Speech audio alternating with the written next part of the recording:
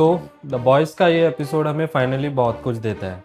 एक एक करके सभी पे बात करेंगे, तो शुरुआत से शुरू करते हैं। So welcome to another episode of boys series. मेरा नाम है Aryan and you are watching Aryan explain. तो इस एपिसोड की शुरुआत होती है द लेजेंड से, और वो एक थिएटर के अंदर पॉपकॉर्न बेचने का काम करता है।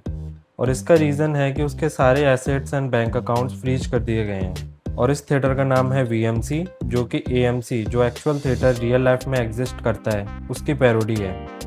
And V is for Vought. And कोई मुझे बताए कि कौन डीप के इस चेहरे से पॉपकॉर्न खाना चाहेगा। और आगे हमें ये पता चलता है कि होमलैंडर सेज के पीछे पड़ा हुआ है V1 बनाने के लिए। Although we know from the last episode कि उसके अलग ही प्लान है। She wants every supe to die, और जब उसका प्लान सक्सेसफुल हो जाएगा तो वो अपने बंकर में बैठ के आराम से शांति से बुक्स रीड करेगी। और इसलिए उसके जितने भी एक्सपेरिमेंट्स हैं V1 को लेकर वो फेल हो रहे हैं। बट होमलैंडर ये बात नहीं मानता है और उसे बोलता है कीप ट्राइंग। और फिर हमें पता चलता है गोल्डन गीज़ा नाम के एक सूप के बारे में, जो कि पुराने टाइम की काफ़ी पावरफुल सूप हुआ करती थी, और वो काफ़ी सारी मूवीज़ में भी अपीयर हो चुकी है। और वो अभी वॉट विलेज में रहती है। जी हाँ, सही सुना, वॉट विलेज। इन लोगों का खुद का गांव भी है, वॉट विलेज, जहाँ सभी सूप्स रिटायर होकर अपना बुढ़ापा काटने जाते हैं, जो कि एक तरह से ओल्ड एज होम जैसा ही है। सो लेजेंड ये इन्फो रिवील करता है कि गोल्डन गीज़ा और बॉम्बसैट एक दूसरे से प्यार करते थे, और बॉम्बसैट के बारे में अगर किसी को कुछ पता होगा तो वो गोल्डन गीज़ा ही है। तो उसे ढूंढते ढूंढते जो हमारे बॉयज़ हैं वो वॉट विलेज पहुंचते हैं, बट गोल्डन गीज़ा मना कर देती है। फिर वो उसे द बॉयज़ स्टाइल में किडनैप करने का प्लान करते हैं, जहाँ उनका सामना 3 सूट से होता है। उधर हमें पता चलता है कि फ्रेंची ने वायरस रिक्रिएट कर लिया है, और अब ह्यूजी और स्टारलाइट होमलैंडर का जो चर्च है ना, द डेमोक्रेटिक ऑफ चर्च, वहाँ सेट करने जाते हैं। इसका टाइम वो 24 आवर्स सेट करते हैं। तो ह्यूजी अपने काम पे लग जाता है, और उधर स्टारलाइट की मुलाकात होती है ओ फादर से, और हमें ओ फादर की रियल पावर दिखाई जाती है, जो अब तक मे भी हमने किसी भी एपिसोड में नहीं देखी थी। वो अनी को ऑलमोस्ट मार ही देता है, और फिर हमारा ह्यूजी ब्लफ खेलता है कि वो वायरस स्प्रेड कर देगा, और एनी ने तो एंटीडोट लिया हुआ है। तो वो फादर पीछे हट जाता है। तो सिस्टर सेज जो है वो अब फंसने लगी है, तो वो प्लान करती है कि सोल्जर बॉय और होमलैंडर के बीच में फूट डालने का, जिसके लिए वो एक वीडियो सोल्जर बॉय को दिखाती है जिसमें होमलैंडर एंड स्टॉर्मफ्रंट।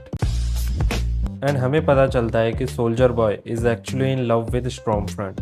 तो वो होमलैंडर को एक मुक्का मार के वहाँ से चला जाता है, और हमें एक झलक दिखती है कि सोल्जर बॉय कितना पावरफुल है।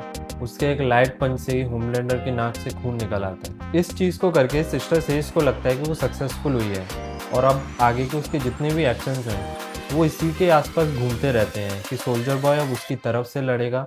वो होमलैंडर से अब नाराज़ है, तो वो उसे V1 बिल्कुल नहीं देगा।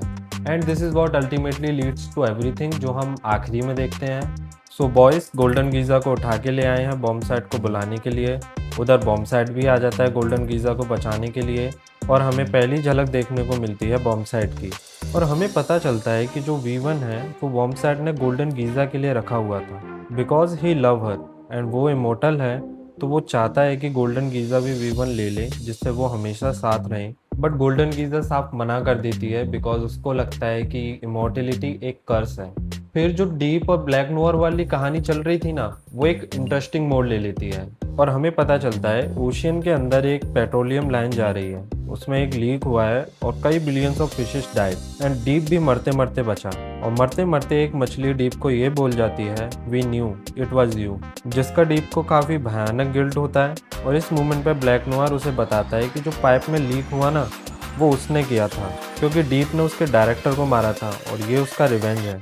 और डीप ये सुनते ही इतना गुस्से में आ जाता है कि वहीं ब्लैक नोयर को मार देता है। और आगे हमें लेजेंड और होमलैंडर की एक कन्वर्सेशन दिखाई जाती है, और ये जो पूरा कन्वर्सेशन का चंक था ना, ये काफ़ी बढ़िया लगा। और this is not something you expect from boys, a real talk. तो लेजेंड जीवन को लेकर अपना सारा ज्ञान होमलैंडर को देता है, और बातों बातों में होमलैंडर की पीठ पर शाबाशी वाला टैप भी देता है, जिससे होमलैंडर खुद भी सरप्राइज था कि ये टच कैसे कर लिया। एंड ही रियलाइज्ड, अच्छा ये मेरे से डरता नहीं है। और होमलैंडर इस चीज़ की रेस्पेक्ट करता है और उसे जाने देता है। और उधर बॉम्बसैट के बारे में एक चीज़ फील होती है कि वो बाकी सूप्स की तरह हरामी नहीं है। पहले होगा बट अभी नहीं है। क्योंकि वो बूचर और किमिको को उठा उठा के पटकता है पर उन्हें मारता नहीं है। और फिर वहाँ सोल्जर बॉय आ जाता है और बॉम्बसैट और सोल्जर बॉय में फाइट होती है, जिसका कंक्लूजन ये निकलता है कि सोल्जर बॉय बॉम्बसैट को डीपावर कर देता है, जिससे अब वो खुशी खुशी गोल्डन गीजा के साथ अपनी बची हुई जिंदगी जी सकता है। और उसके बदले बॉम्बसैट V1 सोल्जर बॉय को दे देता है। और फिर एंट्री होती है हमारे होमलैंडर की, जो सोल्जर बॉय के साथ बातचीत कर रहा होता है और उस कन्वर्सेशन के बीच में सोल्जर बॉय होमलैंडर को V1 दे देता है, जिसे देखकर सेज काफी शॉक्ड होती है क्योंकि उसे लगा था कि उसने सोल्जर बॉय को होमलैंडर के खिलाफ कर दिया।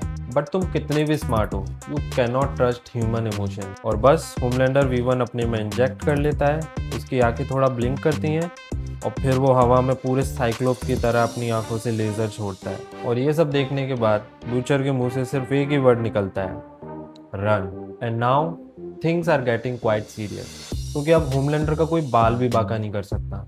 वो इमोर्टल भी है और उसके ऊपर अब वायरस का भी कोई असर नहीं होने वाला।